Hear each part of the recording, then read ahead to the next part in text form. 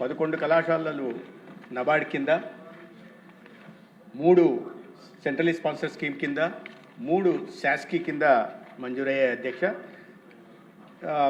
దీనికి మొత్తం వెచ్చించాల్సిన మొత్తం అయితే 8,480 కోట్లు అయితే గత ప్రభుత్వం 4 సంవత్సరాల్లో 2020లో మంజూరైన కళాశాలలు 4 సంవత్సరాల్లో 1,500 కోట్లు మాత్రమే ఖర్చు పెట్టింది అధ్యక్ష. తర్వాత కూటమి ప్రభుత్వం వచ్చిన తర్వాత 938 కోట్లు ఖర్చు పెట్టి వివిధ దశల్లో ఆగిపోయిన పనులని పూర్తి చేసే పని కూడా చేసింది అధ్యక్ష. ఇక్కడ ప్రధానంగా గుర్తించాల్సిన విషయం ఏంటంటే మొదట్లో హడావిడిగా 23 సంవత్సరంలో హడావిడిగా మొదలుపెట్టిన కళాశాలలు ఏవైతే ఉన్నాయో రాజమండ్రి కానీ, విజయనగరం కానీ, ఏలూరు కానీ, నంద్యాల కానీ ఇటువంటి కళాశాలల్లో వాళ్ళు పెట్టాల్సిన మొత్తం ఖర్చు 3,525 కోట్లు అయితే 918 కోట్లు మాత్రమే ఖర్చు పెట్టారు అధ్యక్ష. ఈ ప్రభుత్వం వచ్చిన తర్వాత గత 20 నెలల్లో 530 కోట్లు ఖర్చు పెట్టింది. ఇక 10 కాలేజీలు ఏవైతే పీపీపీ మోడల్లో ప్రతిపాదిస్తున్నామో వాటిలో పెట్టాల్సిన ఖర్చు 4,955 కోట్లు అయితే 631 కోట్లు మాత్రమే గత ప్రభుత్వం ఖర్చు పెట్టింది అధ్యక్ష. ఈ ప్రభుత్వం వచ్చిన తర్వాత 406 కోట్లు ఖర్చు పెట్టడం జరిగింది. దురదృష్టకరమైన విషయం ఏంటంటే అధ్యక్ష, 10 కళాశాలల్లో 631 కోట్లు ఖర్చు పెడితే దాంట్లో 396 కోట్లు సింహభాగం కేవలం పులివెందులకు మాత్రమే ఖర్చు పెట్టారు అధ్యక్ష. ఇక్కడ మనం గుర్తించాల్సింది ఏంటంటే ఈ వైద్య కళాశాలలు పేద విద్యార్థులకి నాణ్యమైన వైద్యాన్ని అందించడానికి, పేదలకి మెరుగైన వైద్య సేవలను అందించడానికి అయితే ఒక సంరక్షకుడిగా ఉంటున్న వ్యక్తి అన్ని 17 కళాశాలల మీద ఏకదృష్టితో చూడాలా, అన్నింటినీ అభివృద్ధి చేసే దిశగా ప్రయత్నం చేయాలి అధ్యక్ష. తప్పులేదు సొంత నియోజకవర్గం మీద ప్రేమ కురిపించడంలో, కానీ 631 కోట్లకు గాను దాదాపు 400 కోట్లు ఒకే కళాశాల మీద ఖర్చు పెట్టి మిగతా కళాశాలల మీద వివక్ష చూపే ప్రయత్నం చేశారు అధ్యక్ష. మీ నియోజకవర్గానికి సంబంధించి కూడా 500 కోట్లు అడ్మినిస్ట్రేటివ్ శాంక్షన్ ఇస్తే 10,70,00,000 మాత్రమే ఖర్చు పెట్టారు అధ్యక్ష. ఇంకా అటువైపు పార్వతీపురం అయితే భూ సేకరణ కూడా జరగలేదు అధ్యక్ష. కానీ ప్రతి ప్రెస్ కాన్ఫరెన్స్ లో కూడా 17 కళాశాలలు నిర్మించామని చెప్తారు అధ్యక్ష. 8,480 కోట్లు ఖర్చు పెట్టాల్సిన చోట కేవలం 1,500 కోట్లు మాత్రమే ఖర్చు పెట్టి 4 సంవత్సరాల్లో కళాశాలలు నిర్మించామని చెప్తుంటే పార్టీకి సంబంధించిన వాళ్ళు కూడా మేము 17 కళాశాలలు నిర్మించామని మాట్లాడుతుంటారు.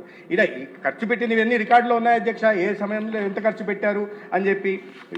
ఈ పాలకొల్లుకైతే రామానాయుడు గారు ఉన్నారో లేదో మరి, పాలకొల్లుకైతే 475 కోట్లు అడ్మినిస్ట్రేటివ్ శాంక్షన్ ఇచ్చి కేవలం 59 లక్షలు మాత్రమే ఖర్చు పెట్టి కళాశాలను నిర్మించేశామని చెప్తున్నారు అధ్యక్ష. పార్వతీపురంలో భూసేకరణ జరగలేదు, కానీ మండలిలో కూడా ఇక్కడ నేను ప్రస్తావించకూడదు అధ్యక్ష, మండలిలో కూడా నిర్మించేశాము అనే చెప్తున్నారు. అక్కడ ఏదో ట్రైబల్ దీంతో మల్టీ స్పెషాలిటీ హాస్పిటల్ భవన నిర్మాణం మొదలుపెట్టి ఉంటే దాన్ని చూపిస్తూ మెడికల్ కాలేజ్గా చెప్పే ప్రయత్నం చేస్తున్నారు అధ్యక్ష. అయితే గౌరవ సభ్యులు అడిగినట్టు ఈ 10 కాలేజీలని ఇవాళ పీపీపీ మోడల్లో పోతున్నాం. 4 కళాశాలని మొదటి దశలో వీటిని టెండర్లు పిలవడం జరిగింది అధ్యక్ష. కేంద్ర ప్రభుత్వాన్ని కూడా రాయడం జరిగింది. 2 దశలుగా 4 కళాశాలల్ని పులివెందుల, మార్కాపురం, ఆదోని, మదనపల్లి కళాశాలని, అదేవిధంగా తర్వాత బాపట్ల, పాలకొల్లు, నర్సీపట్నం, అమలాపురం, పార్వతీపురం ఈ కళాశాలల్ని 2వ దశలో తీసుకెళ్తున్నాం. కేంద్ర ప్రభుత్వానికి రాయడం జరిగింది. టెండర్లు కూడా మళ్ళీ పిలవబోతున్నాం అధ్యక్ష. అయితే ఈ క్రమంలో అందరం చూసాం అధ్యక్ష, బెదిరింపులకి గౌరవ సభ్యులు అంటున్నారు దీని మీద ఒక చట్టం తీసుకురావాలని. కానీ ఇటువంటి బెదిరింపు ధోరణి కారణంగానే 5 సంవత్సరాలు సాగిన ఒక అటవిక పాలన కారణంగా ప్రజలు వారి ప్రజాకోర్టులో శిక్షించారు అధ్యక్ష. రాష్ట్రమంతా చూసింది 101 సీట్ల నుంచి 11 సీట్లకు తగ్గడం జరిగింది. కాబట్టి కోటి సంతకాలు అనేది అది దాని గురించి ఎంత తక్కువ మాట్లాడుకుంటే అంత మంచిది అధ్యక్ష. ఎందుకంటే సత్యదూరమైన మాటలు చెప్పడమే అలవాటైన వారికి కోటి సంతకాల సేకరణ విషయంలో కూడా అదేవిధంగా ఉంది అధ్యక్ష. అయితే ఎప్పుడు ఈ అప్పు తీసుకున్నారా అని అడిగారు గౌరవ సభ్యులు. నబార్డ్ నుంచి లోన్ అధ్యక్ష అది. అయితే నబార్డు కూడా పూర్తిగా గతంలో ఏం చేసేదంటే నబార్డు తన ఇన్స్టాల్మెంట్ ఇచ్చేది అధ్యక్ష. ఇక్కడ వాటిని దారి మళ్లిస్తున్న క్రమంలో ఒక ఇన్స్టాల్మెంట్ 25% ఇన్స్టాల్మెంటే ఇచ్చి దానికి కావాల్సిన రాష్ట్ర ప్రభుత్వం నుంచి మ్యాచింగ్ గ్రాంట్ ఇచ్చిన తర్వాతే కేంద్రం నిధులు మంజూరు చేసే ప్రక్రియ మొదలుపెట్టింది అధ్యక్ష గత పాలన కారణంగా. అయితే ఇప్పుడు ఆ ట్రాన్షే కూడా అయిపోయింది. దాని కారణంగా ఒకటి ట్రాన్షే అయిపోయింది, నబార్డు నుంచి లోన్ వచ్చే అవకాశం లేదు. రెండోది గత ప్రభుత్వం ఈ ప్రభుత్వ కళాశాలల్లో సెల్ఫ్ ఫైనాన్స్ స్కీమ్ తీసుకొచ్చి 50% కన్వీనర్ కోటాకి, 30% మేనేజ్మెంట్ కోటా, 10% ఎన్ఆర్ఐ కోటాని తీసుకురావడం. అంటే ఏ రకంగా అయితే ప్రైవేటు మెడికల్ కాలేజీలో ఉంటుందో అదే విధానాన్ని ప్రభుత్వ కళాశాలలో కూడా తీసుకొచ్చి ప్రైవేటు కళాశాలలకి ప్రభుత్వ కళాశాలలకి తేడా లేకుండా చేసింది అధ్యక్ష. దానికి అనుగుణంగా జీవో 107, 108 కూడా తీసుకురావడం జరిగింది. కాబట్టి ఈ పీపీపీ విధానంలో ఇప్పుడు కొత్తగా వస్తున్న పీపీపీ విధానంలో గతంలో 420 పడకల ఆసుపత్రి నిర్మాణానికి తలపెట్టారు. ఇప్పుడు దాన్ని 625 పడకల ఆసుపత్రి నిర్మించే దిశగా ప్రయత్నం చేస్తున్నాం. రెండవది గతంలో 100 పడకల 100 సీట్ల ఎంబీబీఎస్ సీట్లకు వాళ్ళు కళాశాలలు ప్రారంభించడానికి ప్రయత్నం చేశారు.